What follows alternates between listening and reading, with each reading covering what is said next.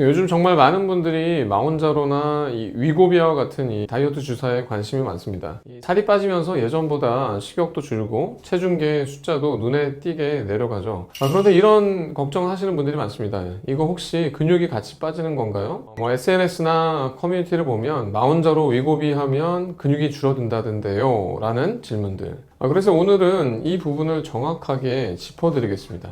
정말로 GLP-1 약물로 살을 빼면 근육에 안 좋은 건지, 그리고 위고비나 마운저로를 할 때 반드시 지켜야 할 것들은 무엇인지, 최근 국제학술지에 실린 최신 논문을 근거를 바탕으로 자세히 알려드리도록 하겠습니다.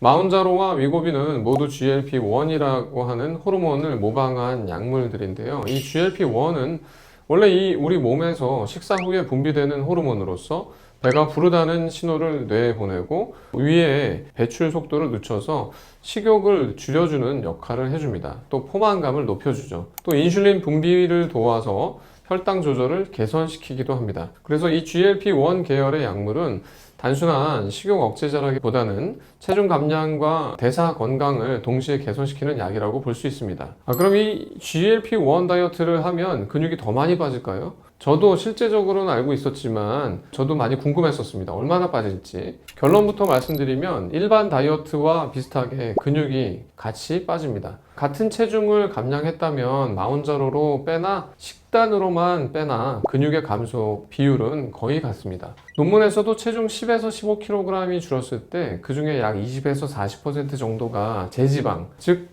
근육, 내장, 수분과 같은 지방이 아닌 부분에서 줄어드는 것으로 나타났습니다. 이것은 식이 조절이든 약물이든 모든 감량 방법에서 공통적으로 일어나는 생리적인 현상입니다. 그런데 이번 이 연구에서는 GLP-1 다이어트 약물의 흥미로운 특징 하나가 발견됐습니다. 바로 근육의 양은 줄지만 질은 좋아진다는 점이십니다. 미국과 유럽 공동연구팀이 MRI로 근육을 정밀하게 분석한 결과 위고비나 마운자로로 체중을 감량한 사람들의 이 근육 내의 지방의 침착이 유의하게 줄어든 것으로 나타났습니다. 이것은 단순히 살이 빠져서 근육이 작아졌다가 아니라 근육 내부에 끼어있던 지방의 찌꺼기들이 빠져나가면서 근육이 더 건강해지고 효율적으로 바뀐 것입니다.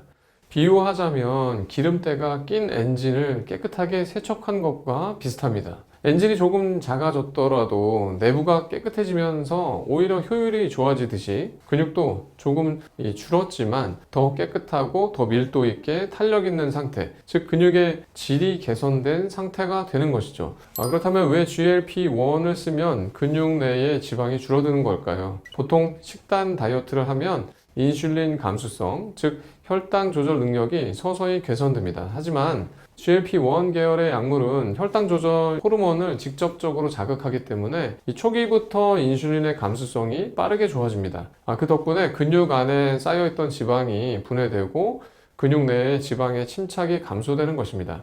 그렇다면 근육 내의 지방 침착이 줄어들면 어떤 이로운 점이 있을까요? 근육 내의 지방의 침착은 근육 세포 사이에 스며든 지방을 말하는데요.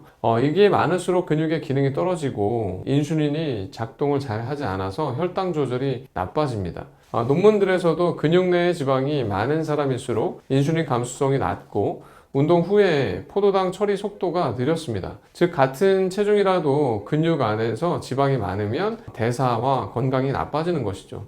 또 노년층에서는 근육 내에 지방이 많을수록 보행 속도가 감소되고 낙상의 위험이 증가되고 생존율 저하를 보고하고 있었습니다. 그래서 GLP-1의 약물로 근육 내의 지방이 줄어드는 것은 단순히 근육이 깨끗해졌다는 것이 아니라 혈당 조절의 개선, 대사 건강의 향상, 근력, 지구력의 증가로 이어질 수 있는 아주 긍정적인 변화이기도 합니다. 결국 같은 체중이라도 근육 안에 지방이 적은 사람일수록 더 건강하고 근육의 나이도 젊은 상태라고 볼 수 있는 것이죠. 그런데 GLP-1으로 근육의 질이 좋아지는 것은 맞지만 체중이 줄면 근육의 양 자체도 어느 정도는 함께 빠질 수밖에 없는 것이거든요. 그래서 근육을 지키려면 두 가지가 정말 중요합니다. 첫 번째는 단백질을 충분히 드시는 것, GLP-1을 쓰면 식사량이 줄고 특히 고단백 음식에 대한 식욕 자체가 감소합니다. 그래서 단백질 섭취가 부족해지기 쉬운데요. 요즘 미국에서는 GLP-1 부스터 보조제라는 이름으로 단백질 아미노산의 보충제를 많이 판다고 합니다. 사실은 이것은 새로운 기술이 아니라 그냥 단백질 보충제입니다. 핵심은 단순합니다. GLP-1을 쓰면 단백질이 부족해지기 쉬우니까 단백질을 채워서 근육을 지켜야 한다.